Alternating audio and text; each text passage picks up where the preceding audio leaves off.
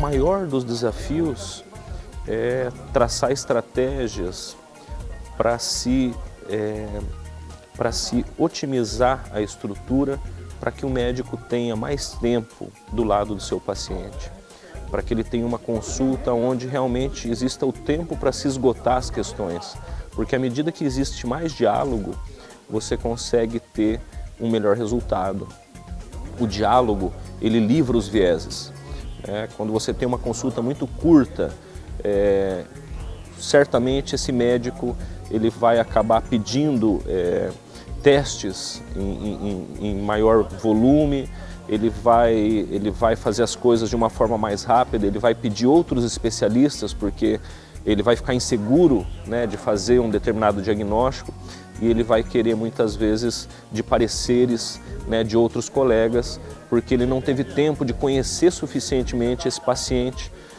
para aplicar a melhor medicina.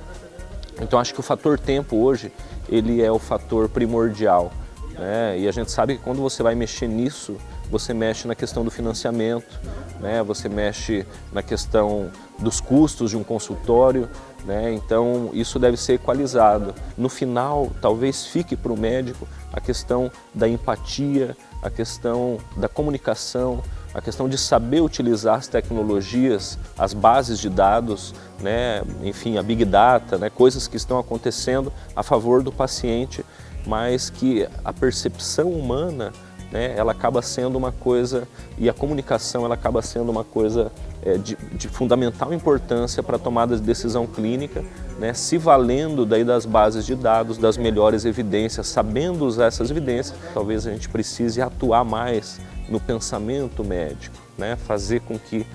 esse médico tenha um pensamento mais econômico, e não econômico financeiramente, econômico de entender, de utilizar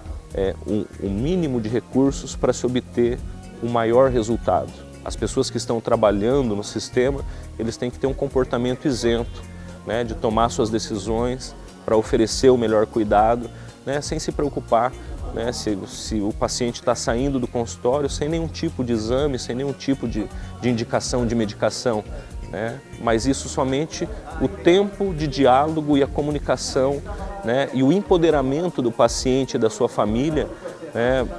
para se chegar à decisão compartilhada, vai se criar esse cenário, né, para o melhor cuidado.